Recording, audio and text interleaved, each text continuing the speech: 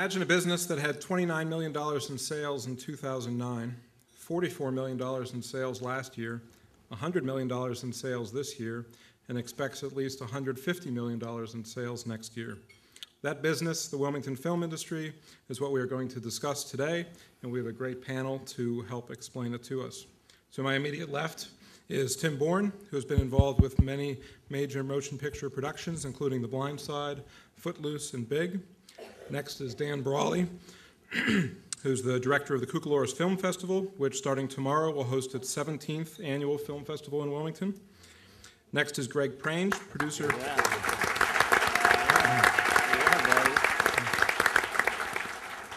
Next is Greg Prange, producer of One Tree Hill, Dawson's Creek, and many other films and TV shows.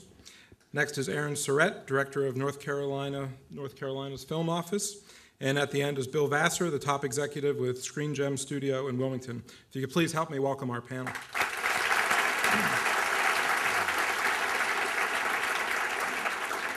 If you have a question during the discussion, please text it in or have somebody at your table text it in for you. The number to send text is in your program. It's 910-264-8955. Please include your name and table number in the text along with your question. We'll bring microphones around to some people so they can ask their questions directly to the panelists. I'd like to kick this off by having the first question go to Aaron. And given the big news we had a couple weeks ago that Iron Man 3 is going to film here and be the largest production Wilmington's ever had, Aaron was basically in the first meeting about a year ago on that, so I was hoping he could kind of walk us through first how does a production end up in Wilmington using the Iron Man 3 as an example. Sure. Thank you for having me. It's about a year ago, about a week to this week, I was at AFM, and I got a call from Marvel just inquiring about North Carolina. We spoke, and that was pretty much the extent of that conversation. And through the next 6 months, we kind of traded emails and what's going on there, and not really talking about a certain project. And we follow projects through certain databases, certain reports that we get, and I saw that Marvel was developing a movie called War Machine at the time. And so we just kind of stayed on it, and about, so it was late May, I get a call from a top Disney executive, because Disney now has acquired Marvel, and she asked that I come to LA and meet with her and some other executives. I was going to be in LA in June, so I went there, and I walked into a room in the Disney lot, and there was a few Disney executives and all of the Marvel executives sitting around the table, and about probably 10 lawyers, kind of like what's happening right here, which is not at all intimidating, by the way. And we just started having a candid conversation about what North Carolina has to offer. They were interested in the tax incentive. Is the tax incentive, is it certain? They're really big on certainty. What could we do to make it certain? And we think we got them to a level of comfort. They thanked me for my time, and we left, and I was walking out into the room, State of Georgia was sitting right there. I'm like, oh, you got this same call. So that was nice. And later that night, I was at a party on the Disney lot, and one of the executives came up to me and says, it's yours to lose, get to work. And in that meeting, they gave me a couple things that they needed. A lot of creative stuff. They're really particular about their intellectual property, so they're not turning over a script. They're not even turning over any story ideas. They don't want that out. But they gave us some specific locations and some specific needs that they needed answers on. So I came back to North Carolina and immediately got to work. They obviously needed the help of a large space, so we got them in contact with Screen Gem Studios. The quicker we can put it in the hands of the private, not public, the quicker they're going to start spending money into the economy. So they started engaging Screen Gems in conversations. They needed for the creative decisions. This is when we reach out the state office to our regional offices, and we called Johnny. Johnny was quick to respond. We called all 5 of our regional film offices, and in about a week, we put together a marketing package that we could pitch what we felt they were looking for. And they were things that don't exist in North Carolina. There are pieces we had to put together, so they're going to make this fictitious set. It's really a difficult thing, but really, regional film offices and Johnny knocked it out of the park with creatively. That induced them to get on a plane and come scout North Carolina. We had them for about 3 or 4 days. We flew them around the state. We scouted every part of the state, and they liked what they saw. They then went to Michigan, Georgia, Vancouver, and it was a long process. And we felt after the scout we had it, but there's other things that were happening. Other states were vying for their business and coming back with different numbers. North Carolina's incentive, we don't negotiate our number. We just don't negotiate it. It is what it is. You spend this much money, this is how much you're going to get. We're not going to sit and go back and forth with numbers. But other states were willing to do that a bit. You know, we're looking at Michigan and New Mexico. New Mexico looked like we were going to lose it for a while because we're looking at what other they were doing. In New Mexico, they had the Lone Ranger at the time. And at that time, the Lone Ranger was falling apart. They were thinking, this movie's not going to get made. Well, that was being made by Disney, and so they could easily take this, monster movie and move it into there. We were lucky that those negotiations went on longer than needed to be. The movie came together. We were looking at Michigan. We knew Michigan didn't have the type of campus that Screen Gems has, but they have enough warehouses. But they also didn't have an infrastructure. Later, it came out in the news from a Michigan politician that they needed $30 million to make it work in Michigan. What that told me is that it was $10 million more to make that movie in Michigan than it was here in North Carolina because of Screen Gems and because of our infrastructure, people like Tim and Greg and all the wonderful professionals we have here. So at that time, we were pretty certain we had it. There were some things, levels of certainty that they needed that our incentive would be here, things that we had to do, but at the end, it all worked out. We were able to get the studio their certainty, and we were happy to announce it a couple weeks ago. So that was kind of the process. Now I want to show the kind of the other side of the equation, some of the films we don't get, and I'm going to put Tim on the spot here a little bit.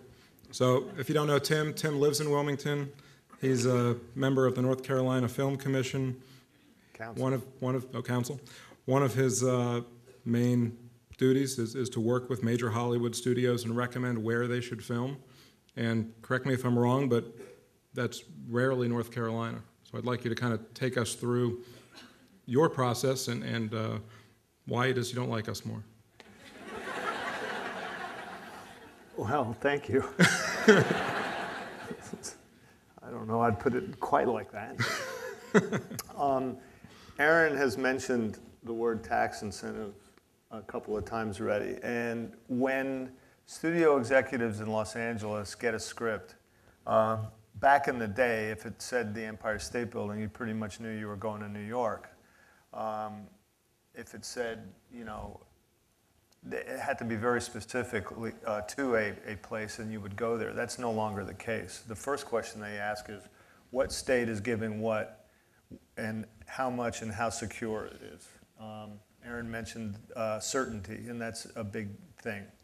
So it changes on a monthly basis almost. It's like you need one of those ticker tape things that when you get a script, you find out that day who's offering what. And that's how the film industry is working right now. Unless there's absolutely no way to get out of shooting the Empire State Building, they will do everything in their power to go somewhere else.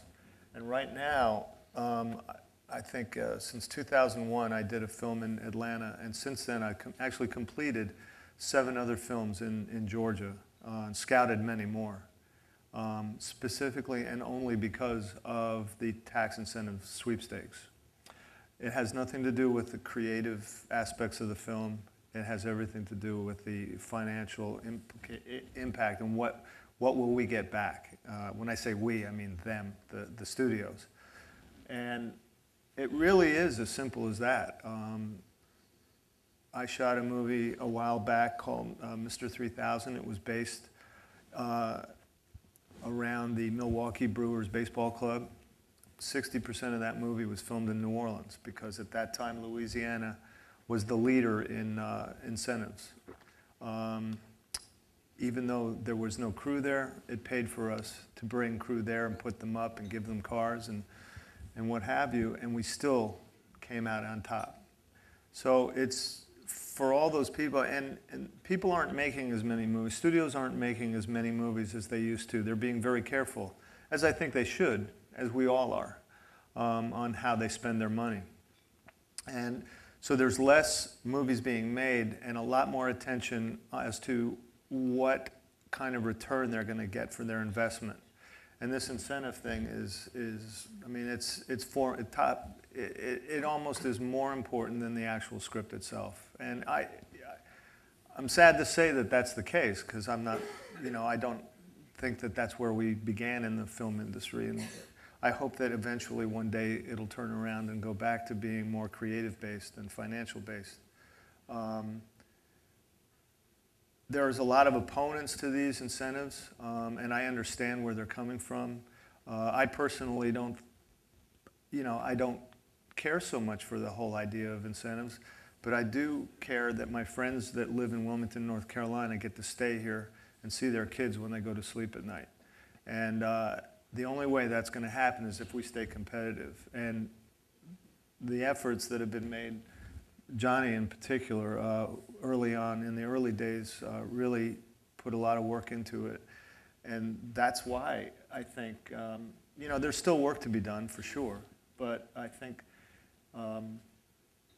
EUE Screen Gems building the facility and putting that beautiful facility in play is every reason why this movie is here.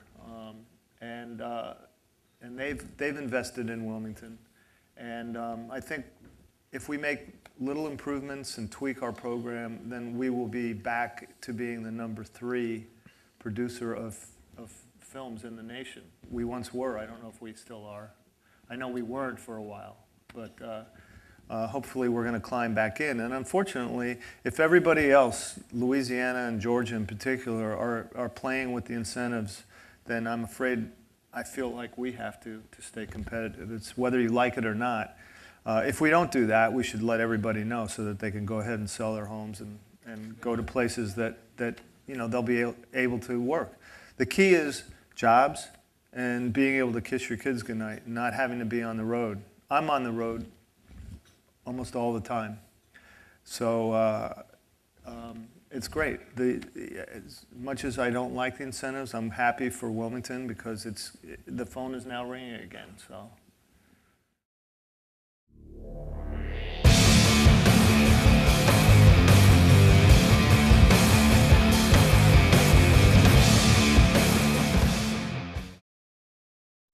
Got memories? Get DVDs. Tapes won't last forever. Digital transfers will. Do it today, so you'll have your memories tomorrow. Call us at 399-1820 or online at myrealvideo.com. Mold and time ruin videotapes. Tapes won't last forever. Digital transfers will. Do it today, so you'll have your memories tomorrow. Call us at 399-1820 or online at myrealvideo.com.